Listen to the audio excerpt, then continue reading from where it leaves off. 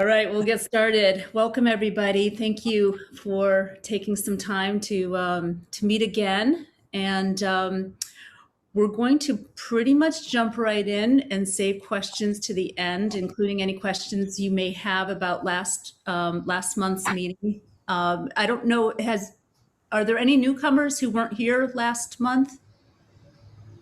No, we all were. Okay. And again, if you would. John said he was. What's that? I wasn't here last time. Oh, you weren't here last week. Okay. Last month, I should say. I don't know if you had an opportunity to watch the webinar online, but it is, I did send a link out, and if you have. Yeah, I saw it. It was quite good. Okay, good. And again, this link will become available, so people will benefit from seeing it, because I did get several emails from people who wish they could attend, but were not able to because of other commitments. So, yes, so Leanne is going to take us through posting some things on Facebook, but starting with a little bit of again, her real strength and is on the creative side. And she has some tips about communications in general and how to make things more appealing for your audience. So we'll let her get started. Hi, and thank you for showing up again today, or for the first time to you, John. So yeah, I am Leanne, and I do communications, digital communications here with the Diocese of Montreal. And since you're curious about uploading your bulletins to Facebook, I thought let's just take a few minutes to unpack a little bit more around what a bulletin is and how we can use our bulletins on Facebook and for digital communications in general. This conversation has a technical side, and we're going to get to that. And it also has a creative side, as Nikki already outlined. That is my particular area of interest. I only use, I should say, Mac products, and I use a MacBook Pro, and I also use an iPad and an iPhone. So I'm technically a bit more comfortable on the Mac side of things. But I think some of you are PC people, and maybe we'll be able to make some time to also do some peer support around some of the PC questions that you might have that I cannot answer. We will leave room for questions and all of that, digging into those details at the end. Okay, so let's talk about bulletins. I love the conversation about bulletins, and we could easily just move right on and talk about Facebook, but I wanted to take a few seconds just to talk about why bulletins matter. Where are the juicy bits? What's actually the fun part of a bulletin? Because we know that they're yes, they're gonna outline the liturgy. They're gonna help newcomers to navigate what comes next, what page we're singing on. When we would sing in church, remember we used to do that. We used to actually sing together with a hymn book. And that'll happen again. But yeah, there will be time. But yeah, so the bulletin helps us to navigate. It's a bit of a map. It's a bit of an order of service. But really, we all know, everybody goes into a church and they take the bulletin. What do they really do? They flip to the back because they want to see the announcements. So what's actually going on in this parish? Where is the heart of this parish? They're curious. We can get a little bit of gossip. We can get a little bit of the juice of the parish. So the announcements are everything. And we're going to be talking about using these announcements to curate some digital content for our Facebook today. And a bulletin also might have some inspiration, right? So let's just start thinking about what a bulletin might do. It might inspire. There could be some prayers. There might be some event notices. There could be some humor, God willing. We still have a sense of humor on a good day. There could be some scripture passages for the week, some words of inspiration from a warden or a rector or a choir director. Picnics and potlucks and Bible studies, these are all the things that could be in there. And I know that you all know that a lot of energy and attention goes into curating a bulletin. It's a bit like a little mini newsletter, am I right? Yeah, so there's a lot of stuff that goes into it. It's kind of a big deal for you all. So all the more reason why we want to harness all this work that you do and repurpose the bulletin in various other forms, other than just letting people go to the back when they come to your church and look at the announcements. Let's see if we can leverage your bulletin to the best of its ability. So let's just dive right in to what we can do with it. So if we think strategically, sort of based on the conversation we had last month, if we think about storytelling, if we think about curiosity marketing. I talked about that a little bit last time. And the importance of inviting people into a relationship with us. That's the whole point, right? Then we should really think on the value of how we share our bulletins. So I'm here to urge you to think critically about the bulletin, what it has to offer, and how this content can serve and uplift your community. So I would encourage you, first of all, actually not as a first thing to do, not to upload it to Facebook. If you have a website, I would encourage you to upload your bulletin to the website. Why? Because first of all, you can upload the bulletin as a printable file, so people can actually print it if they feel like it. Lots of people are still more comfortable with a tangible piece of paper. Second of all, because you own your website. Facebook owns Facebook, and if ever Facebook crashes or goes down, then people can no longer access your bulletin. So as a first line of defense, I would say use your website. But I totally also respect that not everybody has a website, and in which case we will talk about uploading your bulletin to Facebook if need be. I'll say a little bit about how to upload your newsletter your bulletin from your website to your Facebook. If that's something that would apply to you, you would grab the URL once you've uploaded it, and you would share that URL onto your Facebook. That's how you upload a bulletin from your website to your Facebook. Yeah, that gives you more control over how they can actually access your bulletin. But let's talk a little bit about like the merits of just uploading the whole bulletin versus the merits of taking pieces of the bulletin, as I outlined before: humor, announcements, inspiration, prayer, yada, yada, yada. In the digital age, we all know that our brains are different. We like small chunks of information more frequently. We will not digest an entire bulletin looking at it. You have 7 seconds of people's attention, basically. On TikTok, you've got 7 seconds to actually tell your story. That's one time. So you need to look at your bulletin and say, how can I divide my bulletin into 7 seconds of content that somebody could look at and learn something about the inside scoop of my parish? So your challenge as a parish communicator is to do that. So look at your bulletin and find those 7 seconds. Think about what's funny, what's aesthetically pleasing, what's eye-catching. Think about your community and think about what you might want to hear in 7 seconds or less. And bonus points if you're able to include a link back to your website so that people can actually download the whole bulletin to get more information about who you are and what you're doing. I'll give a quick example of that strategy that we use all the time in the Diocese of Montreal. So I will upload, let's say I uploaded, for example, the last webinar we did. I uploaded it up onto our website, and on Facebook, I put a headline. The headline was, on May the 6th, we gathered for a workshop/webinar with parish communicators from across the Diocese of Montreal to network, share ideas, encourage, and support each other. And like, oh, that's interesting. People might think they can click on the website and then get a chance to view the whole webinar or 5 seconds of it or whatever it is people have the energy or the heart of the time for. But the point is there was a bit of a headline, a bit of a sense of, oh, this is what they're doing. Okay, that either matters to me or it doesn't. But it didn't give them the whole story because I know people aren't going to stick around that long for it. And while we're at it, and while I have you as a captive audience, I can't help but also feel inspired about the different ways that we can use a bulletin. So as I was, thinking about what we would share today, I was like, well, while we're at it, why don't we actually talk about dreaming about like making a video bulletin? Not everybody, A, has literacy skills.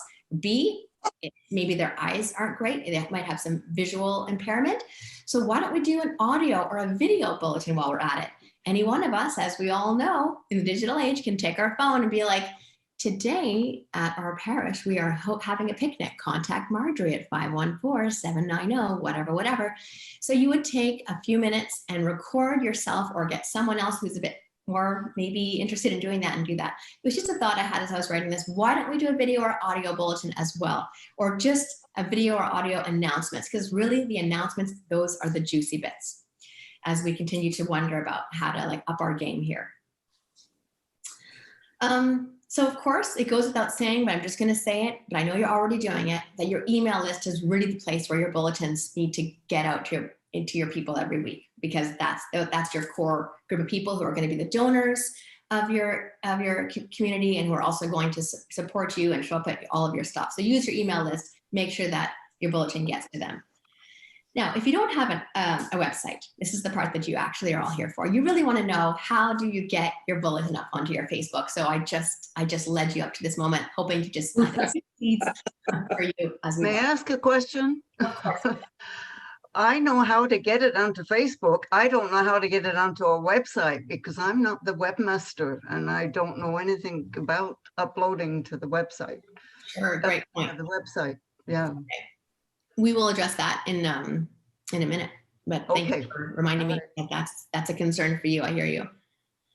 So if you don't have a website and you're not the webmaster of your website in your situation, I would encourage you to make a JPEG or take a screenshot of the cover of your bulletin, because visuals are everything. So I'm assuming that many of you had a graphic or an image that back in the day when we had paper bulletins, that you would take that graphic and you would take a screenshot or create a JPEG on your computer. Is that all doable so far?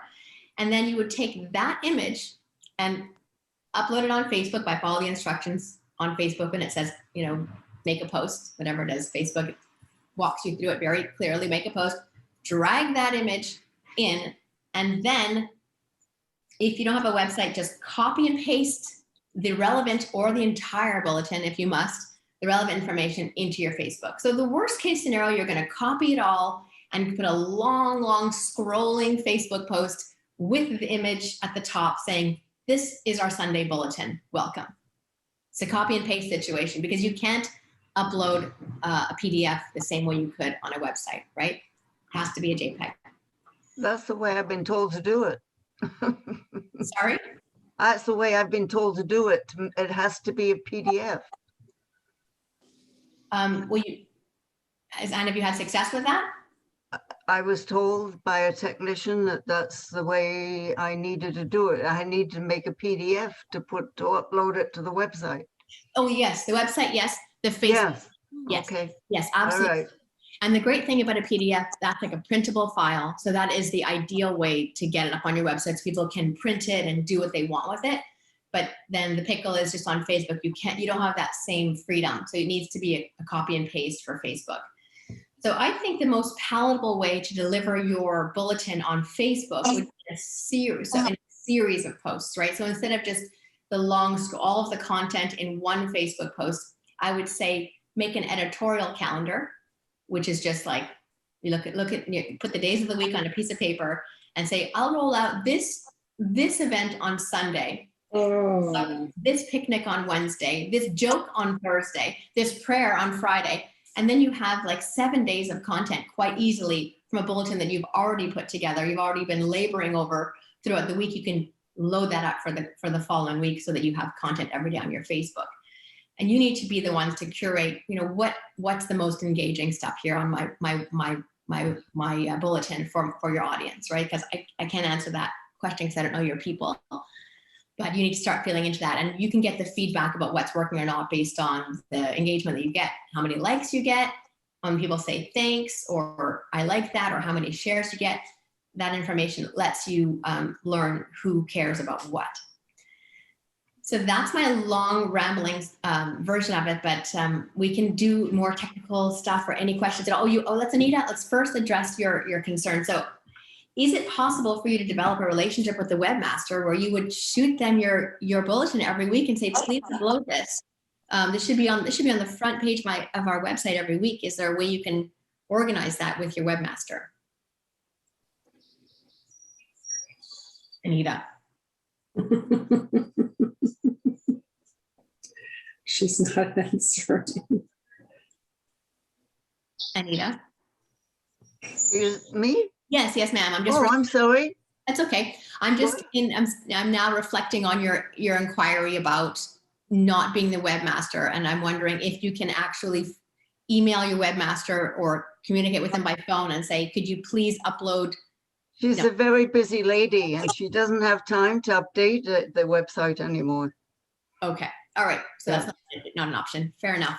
With Yeah. the pandemic, she's that busy. Yeah. Oh, I understand. I totally do. So that leaves you with the back with the Facebook option.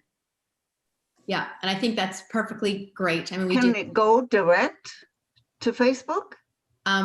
You can take portions of it and put it up Yeah. on Facebook, but you can't upload the PDF in the same way you were instructed on the Oh, web. okay. All right. So you'd be able to just grab either the whole thing in a copy and paste format, but putting the visual. Oh, Like- okay. Yes, I'm just, yes. Okay, I got that now. Yeah. Okay. Okay. Marianne, I know that you and I had spoken previously and also at the last meeting about this exact topic. How's it feeling for you right now? Well, I mean, it's certainly a start. I'm not a big Facebook user, and as I've said, I was a bit worried about using Facebook, and my technology skills are not that great. But I'm getting more comfortable as I get more information. And yeah.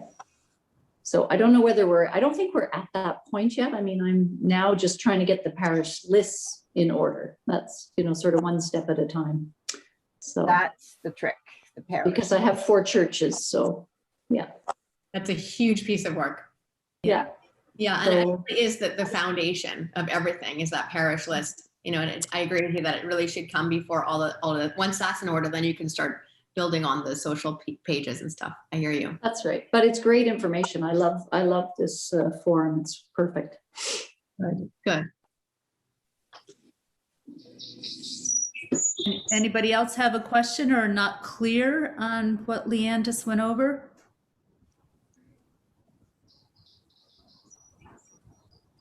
So we don't have to get permission from anybody, do we, to upload the bulletin to Facebook?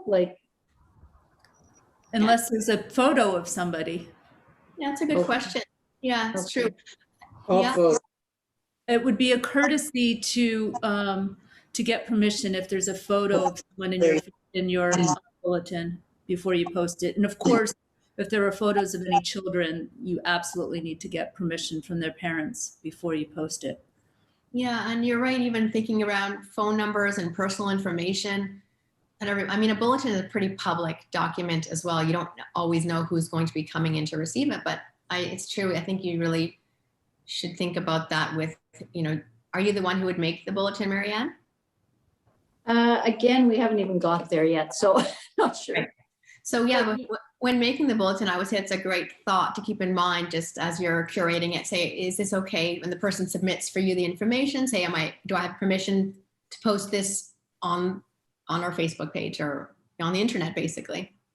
And same thing, even if it goes up on your website, then it becomes a different category of sharing than just in a hard copy. And I have a question. If your bulletin contains quotes, or if the bulletin contains words to hymns, do you have to get permission for that? Or what? How does that work? The way as long as you put the source of the Quote, I have been doing that. then I think you're fine. I think it's just also, I'm not sure if there's if Big Brother is perusing the internet, calling people out on these things, but I think as a respect and a courtesy to the artist or to the author, I think it's just putting the quote. Yeah. It's the same with the image that I use on the front cover. I get it from Google, and I always give the acknowledgement who put it up there. Smart. Yeah. Yeah. There are just quickly on the topic of image sharing and access to free images on the internet. There are some really great free websites that allow people like you and me to download beautiful images. I use unsplash.com all the time. And Unsplash? yeah, one word, unsplash.com, and they're free, and it says you may, if it gives the user the option to cite the photographer or not. So it says you may as a courtesy do so, but this is a free page for you to use as you like. What is the address again? Unsplash, Splash? Yes.com. Okay. Good. So sometimes even if, let's just say as a, for example, you're sharing, even if you're sharing a quote and you feel, and it's a quote about nature, you might just click in, Unsplash, nature images for spring in Canada. And next thing you know, you find these lilacs that just are beautiful, like high res, perfect lilacs. That will take that quote from like a boring, no one's ever going to look at it thing potentially to like, oh, look at those beautiful lilacs. What do those words say? And then suddenly you might have something a bit more engaging for people. So you could, this is how little my skills are, you could put that on an email then, like as a parish communicator, you could go to that website and download a photo and put it on an email? Yes, ma'am. Okay. The trick I've learned about embedding images in emails is that you have to, your text has to be rich text format. It can't be basic text. Does anybody know what I'm talking about? Yes. Okay. So if you're having trouble inserting an image onto your email, instead of attaching it, inserting it so it's in the body of the email, you have to be in rich text format. And how would you go about that? Do you know? I guess it depends on the. I'm envisioning right now the email screen. I might have to take a screenshot and show you where that is and include that in the documents to follow up. Okay. Because it's just such a small thing, but it's like anything else. If you don't know, you can be completely stuck and say, why isn't my image going into the the body of my email? But yeah, I think that people don't use images in emails enough, actually. And, it's a way to break through some of the clutter. And, I know our inboxes are really, really full, but it can definitely get somebody's attention. So I'll follow up with a screenshot of that. Thank you. Yeah, and Marianne, we also spoke about this when we were on the phone prior to all these conversations, but I think in terms of emails, Nikki and I are both big fans of MailChimp, which provides templates for people to be able to just insert images so you don't have to worry about any of the font formatting or whatever, because it's already, you just download a template and drag your photo in and it does all of the fixing up for you. And it will really help you to also manage your email lists and everything.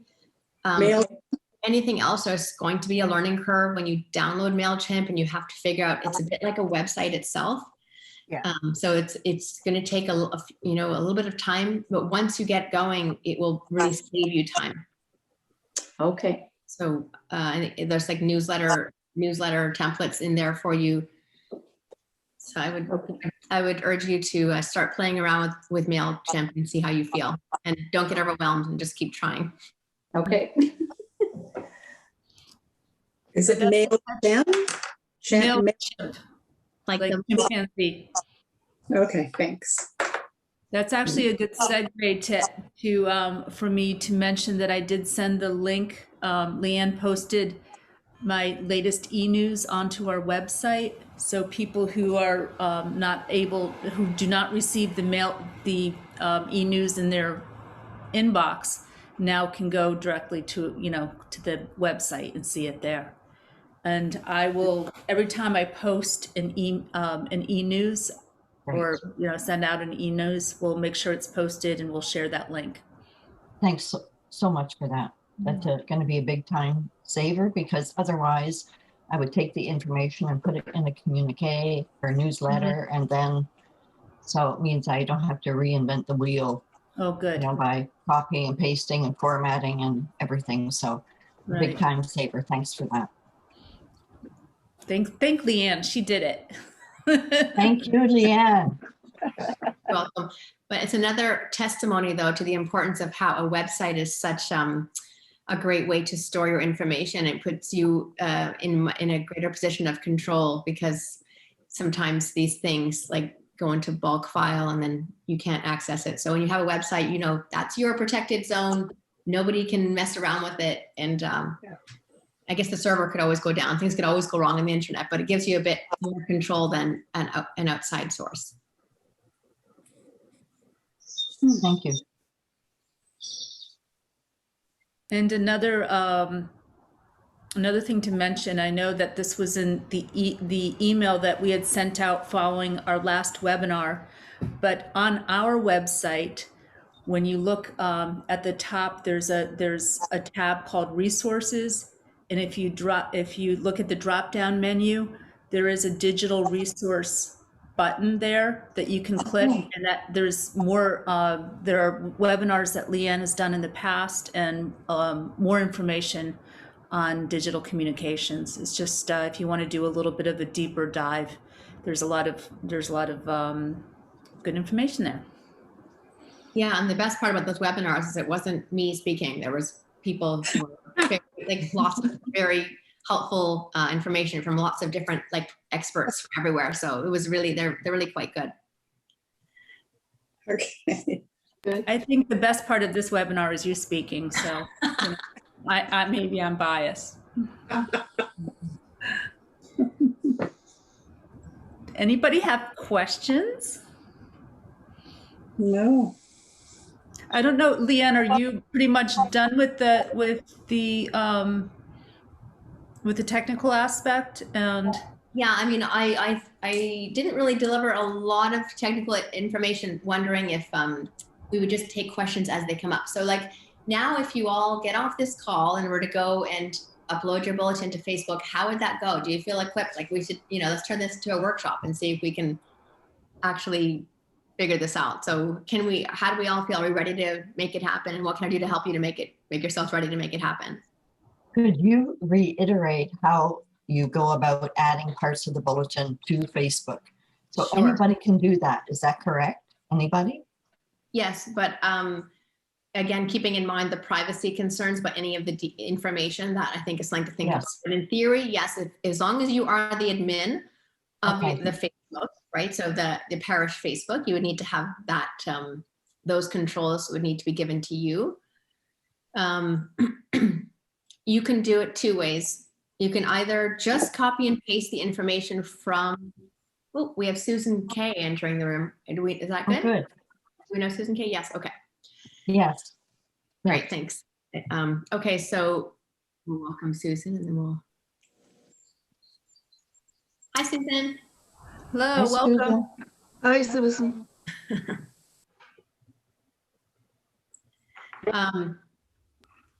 Welcome aboard. Susan, she thought she could just sneak in the back door and not be noticed, and now everybody. Sorry, sorry, I was tied up with the church minister. That's fine. Welcome. Yeah, Here. yeah. I'm going to invite a friend to join. Actually, Liz. No, it's about communications, Liz. Parish communications. Liz is Oh, you're shy. back on that side. Okay. Oh, luckily, Okay. we have recorded this session, so feel free to catch up at your own pace afterwards, Susan. But we're just about to review how to upload Okay. Thank you. Yeah. a bulletin to Facebook. Okay, so the two ways you could do it. Yes, once you are the admin of the Facebook, you could just go to the content of the newsletter that you've just so excellently created and grab the whole thing if you feel like it. Just gonna copy and paste, and every computer has a different way of copying and pasting, but I think we all know how to do that, right? So you just copy and paste whatever it is you want. First copy, then go to your Facebook and click paste, and there you have it. So there's just the copy part. That could be just the words.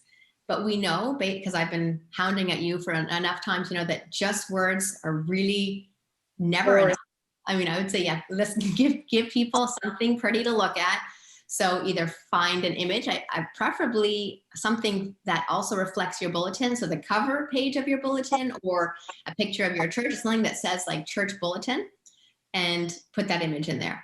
I'd love that image to be the cover of your church bulletin. I am a big fan of brand recognition. So whatever aesthetics you've come up with, like if you have, some people have like a hand rendered image of their church, for example, with the name of their church underneath and the website, like that should be the image that follows the copy that you've just put up on your Facebook. So the worst case scenario, and depending on how much energy, time, and love you have to devote to this, you would just do that once a week and call it a day. If you have a little more wiggle room and energy and passion, you would say, I'm going to do that once. I'll do that on Sunday morning, just because that might be helpful for the Sunday morning crew. But then throughout the week, I'm going to take the little bits of content and maybe seduce people into wanting to learn more about what we're up to. Find that joke, do that same thing, but now you're going to copy just the joke. And maybe the joke might have like a different image. Maybe there's like a comic strip or a cartoon. Often bulletins have different images. So do a screenshot of the joke and put the joke as the image and then the copy underneath on your Facebook. So then we're back into that editorial calendar thing where we have every day of the week or 3 days of the week or 5, whatever you can pull off, will be measured and released on your Facebook throughout the week. So it's really the copy and paste button are your best friends when it comes to sharing your bulletin onto your Facebook page. Okay. And you know what else is your best friend? Google search, or searching. If you have a question, it's amazing how much information is out there. You can be actually very specific with a question. For instance, how do I take a screenshot? And then this endless supply of information will come to you. Many YouTube videos that show you if you're more of a visual learner, or you can explanations. It's amazing. I mean, people think other people are really smart. Well, those other people are just learning how to use Google. And that's, really, I can't stress that enough. There's just so much information that you have at your fingertips and that you can navigate yourself, that now all of a sudden you'll be the smart one, the smarty pants, and who knows how to do everything. I'm sorry I hijacked that, Leanne. No, I agree. I mean, Nikki and I talked about this before. We're like, Google is our best friend, but I mean, I'm just going to be entirely transparent with you all. I do find learning for me on Google is really hard. Like if I Google something, I need to look at, I like a person to talk to me and to tell me how to learn things. So everyone's got their learning style, and it takes, for me, a lot more energy. I've got to really, really, what are they saying? And it's written down all the words. All I see is a whole bunch of words, and I'm lost. And then I give up. So it just takes, and I see some nodding, so I know you all feel me, but that you just have to just go back in small parts when it's the morning time, when you have the energy, but okay, I'm going to tackle this. I can do this. But Google does have all the answers, and I know it just takes a bit of time to let yourself gently learn how to let Google teach you, but it is all there. And but then if you're clicking in, how do I take a screenshot on Google, make sure you put like on a Dell or on whatever computer you have. It's different on my MacBook Pro than it is on your PC. Again, that's another pickle. Right. I don't think you have to be as specific as, the make of the PC, but on a PC, definitely to differentiate between a PC and a Mac. That's the important part there. And also something that we talked about last week, and we were really happy to see that, you're all your own support group as well. And I know, many of you know each other or have seen each other before. And, again, we encourage you to exchange your information and, because we're all kind of in these little silos and, and especially nowadays. And it's just great to, be able to talk to somebody who's struggling with the same thing. So don't be shy. I know everybody wants to help one another if we can. So. Can we get each other's emails, or is that somewhere that, just to reach out if we want to ask a question or? Well, if you give me, if this group all gives me your verbal, approval to do that, I will share this list, not the whole parish communicator list, but with one another, if that's okay. Does anybody object to that? No? Okay, so I'll go ahead and do that, follow up with that just among this group, and then you'll have that in one place. Be great. So when you're setting up a Facebook group or a Facebook page, is it pretty straightforward when you go to Facebook where you click on to set up that group and how you become an administrator? Is that pretty straightforward? Well, straightforward for me and straightforward for you are going to be different because I've been playing around with this for Yeah, that's why I'm asking. Yeah, I think yes, because Facebook is really in the business of getting you to do this. So they do make it really easy for you. But easy might mean taking a few minutes of like just scrutinizing every word because it's there. And right now I can't even think of where it could be, but because I'd have to see it. Mm-hmm. But it will, like if you're looking at someone's page, and by the way, I would suggest probably, Marianne, you start a page, not a group. Okay. It'll say like open. They really want more pages to be open. So when you're looking at a page, there is an option that's pretty visible on there that says start your own page. Okay. And do you not, is there not an existing Facebook page for you, Marianne?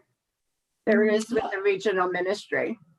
Oh, with LRM. Oh, Yeah, right. but not for the PLL. Right.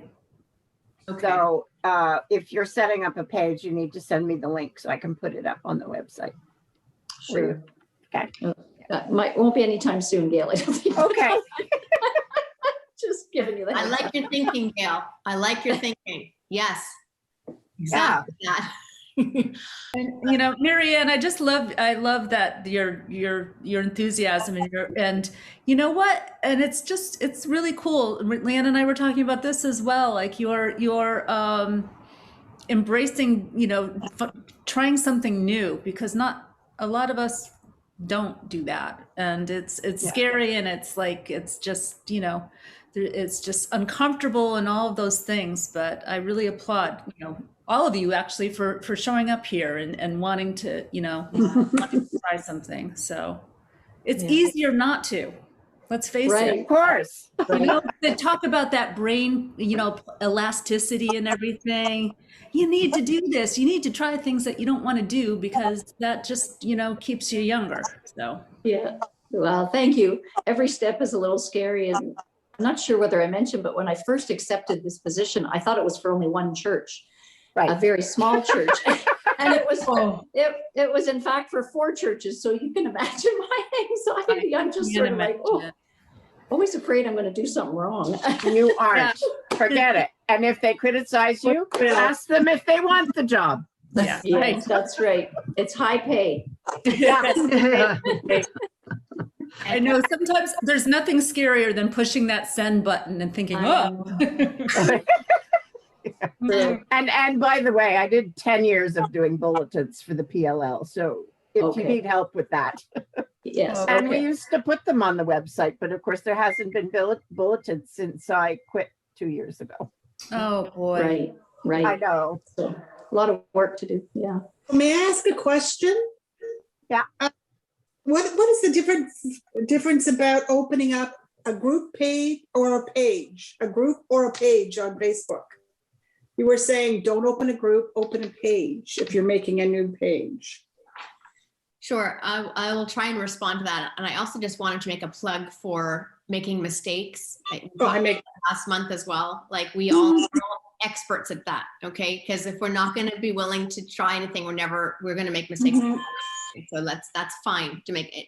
You might make a mistake, Marianne, and God love you for it because it means you're trying something new.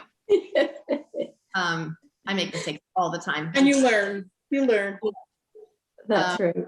So the group and page debate is quite an active one, and I just say in broad strokes, do a page versus a group because a page is a bit more of a global kind of thing, or people is a little bit less intimate. So usually you work on a page, you're in a page, and let's say you have a Bible study or a smaller contingent of people who want to do like a daily prayer reflection, a bit more interactive, and it's also more work for the admin. So I don't want to give you more work right now. I want you to just think in broad strokes about how more people can see what you're up to in a larger scale. That's what a Facebook page is going to do. A group is a bit more intimate. Does a group mean you have to be invited to join the group? Yes. Yes. Okay. Okay, thank you. Yeah. I came here today because my biggest question was I could not get things transferred from PDF onto my Facebook page without copying and pasting. And I thought there must be an easier way, but obviously there isn't. So now I feel a little better because I tried and tried to get emails transferred with a poster picture of something we were doing onto the Facebook page, and I could never do it. Right. It would drive me crazy. Sure, sure. Oh, Are you the type, Sharon, who at that point would you want to be the Google type and say and ask Google that question, or does it just overwhelm you to think? no, I guess I should have. I never thought of doing that. Okay. Yeah, so But it's I reassuring. took a picture and then I put it on. It wasn't as pretty, I'm sure, but it was okay. Well, I love the spirit of problem solving. I think that's like, we all know that we've been in these situations where like, we just have to pull any idea out of the air to make this work. And sometimes it's like, ask Google, sometimes it's ask a friend, ask each other. It's trial and error. It's make a lot of mistakes, but hats off to you for doing the creative problem. Oh. Thank you. Hey. Actually, I know of a different way of getting the bulletin onto the Facebook page. Besides doing the Word version, when it comes to special occasions, I transfer everything into PowerPoint, save it as a JPEG. That way I could just upload it onto Facebook like that. That's another way of doing it. Oh. Can you say that one more time? You save it to PowerPoint? Basically, you do copy paste, but instead of onto Facebook, you're doing it onto PowerPoint. That way you have it on a slide where you actually have a nice background already. You save it as a JPEG. Then when you go onto Facebook, when it asks you to upload an image, you click on that, search for what you saved your service as, and you just put it up that way. Okay, thank you. It's Natasha, is that, are you working on a PC or on a? Yeah. I'm on a PC. Yeah. And I think Marianne, you're on an iPad, yeah? Okay. Okay, so that would be. So it wouldn't work. Well, that doesn't work. Okay. And another, Okay, it worked for a lot of us. most of us, I'm sure it will work. That sounds great. And it gives you a bit more, Natasha. you can do more creative things with it. Is that what you're saying, Natasha? Like you can Pretty make- much, because I know I did that method all throughout February when we had Black History Month, and I also did it for Pentecost and Trinity Sunday. So basically, I was able to find free images online through Google as like the different slides for each week. Just take the order of service from the Word document for the bulletin, transferred onto PowerPoint, just made a few adjustments because sometimes the fonts change and the alignments change. And basically when it's time to save it, instead of saving it as a PowerPoint, you could save it as a JPEG. That's pretty genius, actually. Yeah. And it was trial and error. No, honestly, that's a very interesting way to do it. You know what will be great, Natasha? Do you think you could like send Nikki the link to your Facebook, and Nikki could send that to all of us so we could take a look at it? Okay, because I'm not the administrator, but I'm still able to post things like a regular like anybody else. Mhm. So it's still free to look at depending on where you look at it. Yeah, I'd like to see. That sounds really interesting. Beautiful. Yeah, I mean, I don't want to get too like complicated or whatever, but like another thing that I've learned to use is a website called Canva, CANVA. Yes. Speaking of Yes. pretty graphics, and that it's free. You can use it free, and it helps you to like build some very simple but very attractive like graphics that can be converted to JPEGs and also used on your Facebook. But it's again just like another thing you need to just play around with and see if you have a heart to learn how to do it. Yeah. Takes a bit of time and energy, but when you do, it's a game changer for your Facebook, and that's good for PC and for Mac users. Wow. And PowerPoint, like on Mac, we don't have PowerPoint, but we have, what do we call it? We have Keynote. And I wonder if the same thing could happen on Keynote. If we could do the same thing. I never tried that, but So the possibility is just trial and error, really. on, exactly.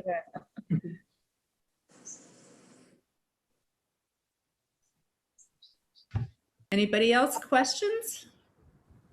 Well, I was wondering if you have an Adobe software. I don't at the moment. I'm working on that. I'm working on getting that. So I was wondering if you can send a PDF as a JPEG or something Maggie. through some of these designer or editing software. Yeah. Do you have a Mac or a PC? PC. A PC.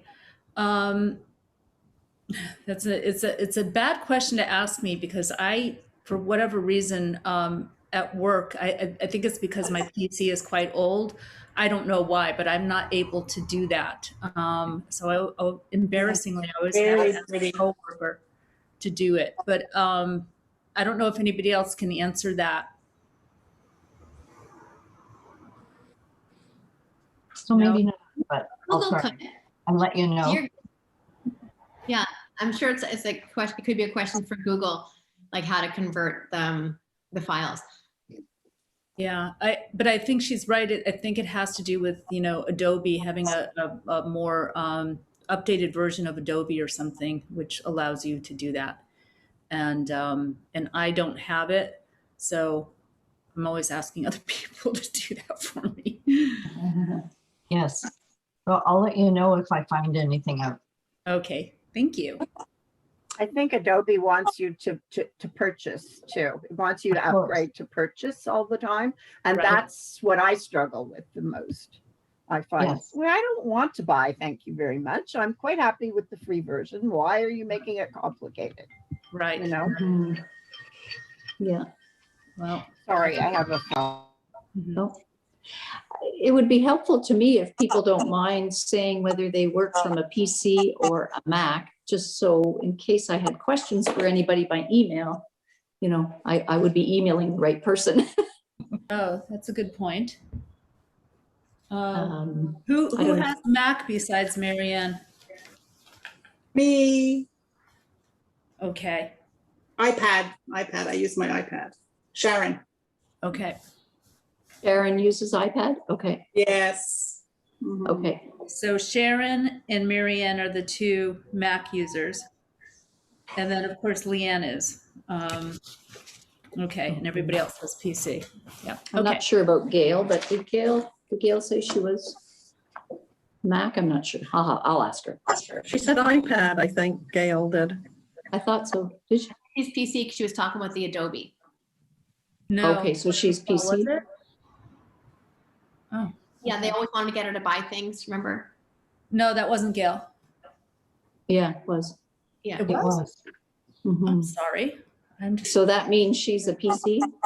Oh, right. Okay, you're right. Okay, well, that's helpful. Thank you. Sharon, you may be hearing from me. Well, that would be the blind leading the blind, I think.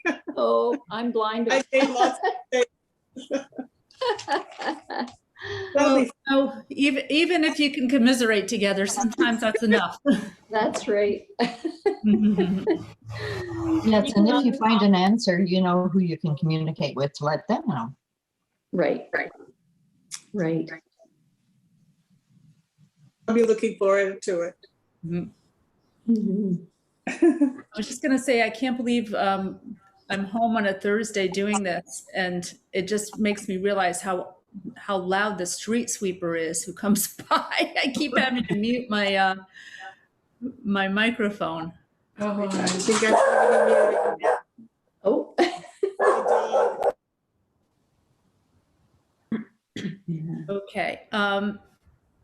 So does anybody else have any other questions? We're mindful of the time. We wanted to try to keep this under an hour. Actually, I have a question about the email list. So they still glitchy because I'm still not receiving the emails directly from the office. You're not receiving the emails or the e-news? The e-news, I'm not receiving, the church office is not receiving anything from the diocese. And it might be related, but somehow my personal email has gotten on there and I have no idea how that happened. Okay, But it might be because I was in the Revive program last year. perhaps. But it also might be because it might be that I don't know. It used to be, we haven't changed the name over completely everywhere in the computer, but Linda LeMay was the name of the previous administrator. Right. And maybe you dropped it for her name and then switched. I don't know what's happened, but it's not coming to the church office still. Okay, could you do me a favor then and email me with the church office address and Okay. go up on that? Thanks. Okay, thank you. Also, Susan, right before you got here, we were announcing that our e-news is also going to be posted on our website every week, so that if anybody is having any trouble, they can just go to our website and latest news and be able to download the full newsletter, the newsletter as well there. There are two few comments in the chat. Do you see them? Anything that needs to be? So John says, we do not have a bulletin, but we will be able to try these great suggestions on our monthly newsletter. Great. Yeah, newsletter and bulletin, there's a lot of synergy there. They're basically the same thing. One of them happens in a church and the other one happens online or whatever. So good. Yeah, that's great. Did your church never have a bulletin, John? Or just the pandemic? Yes, we did. We had one till about 2.5 years ago, and then as the number of personnel volunteers shrinks, the number of jobs doesn't. So we decided to get rid of the bulletin as a time-saving and volunteer-saving job. So we put all the things almost in the bulletin in our newsletter, other than the order of service. That's great. I love that. I love the fact that you you adapted to a change that needed to happen. And as such, I'm sure your monthly newsletter probably gets a lot more love and attention than spreading yourself so thin over a weekly bulletin. That's great. Sure, and it's quite basic, but now, like I just mentioned, with these type of websites that I could try and sources of photographs and things to make it more interesting, I think that'll be, I can spend my time shining it up a bit. I love it. So much free inspirations for Christians on the internet. Like I don't know if any of you are followers or fans of Richard Rohr, but he has a daily meditation every morning in my inbox. Like I read his meditation, and some days they make it onto my Facebook page because they're just so inspiring. So like whatever, if there's a theologian or someone that you think is really inspiring, you might grab that and put that in, and I think about all the work that goes into Richard Rohr's messages every single day for free. And I'm just like, the least I could do is just share some of the content that, people have are so dedicated to creating to inspire Christians to think about things. How do you spell his last name? Rohr. Oh, okay. And you can subscribe to Richard Rohr's daily meditations, and they'll come every morning in your inbox. Okay. Excellent. They are excellent. Yeah. Also, traditionally, the newsletters have been prepared by the priests. And I don't think that that's the way to get the news out. I think with Marianne taking on communicator, that is where the newsletter the priest can send a note or whatever, but then they don't have to worry about publishing it, I guess, because they've got so much else going on. Okay. At St. Stephen's in Lachine, the secretary used to do the bulletin on a weekly basis when it was the order of services and the hymns and all that. Yeah.